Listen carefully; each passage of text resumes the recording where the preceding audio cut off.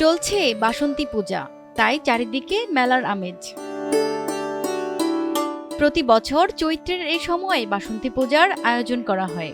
হিন্দু ধর্মাবলম্বীদের এই পূজা উপলক্ষে দেশের বিভিন্ন এলাকায় বসে মেলা। এটি বাসন্তী মেলা হিসেবে পরিচিত। মানে প্রতি বছর বাসন্তী পূজা হয়, অনেক সুন্দর হয়। আমরা অনেক সবাই মিলে আসি, ভালো লাগে। প্রতি বছরই নলডাঙ্গা আসি, পুজো দেখছি, বাসন্তী পুজো আমাকে খুব ভালো লাগে। এখানে আসছি পরিবার নিয়ে, যে সবাই মিলে একসাথে পুজো দেখার মজা আলাদা।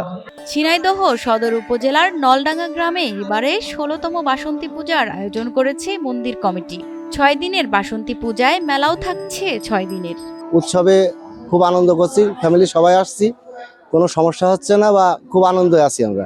এই প্রথমবারই আসলাম এবার, আর এর আগে কখনো আসিনি। তো ভালোই, সব ভালো লাগলো। মেলাকে কেন্দ্র করে প্রতিদিনই মন্দির প্রাঙ্গণে পূজারী ও দর্শনার্থীরা ভিড় করছেন। তাদের আগমনে মন্দির প্রাঙ্গণ মুখরিত হয়ে উঠেছে।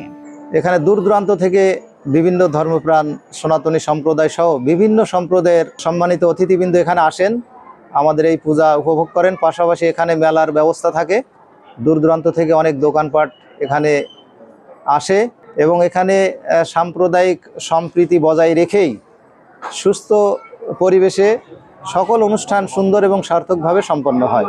৮ এপ্রিল ধর্মীয় আনুষ্ঠানিকতার মধ্য দিয়ে বাসন্তী পূজা শেষ হবে, আর এই দিনই মেলাও শেষ।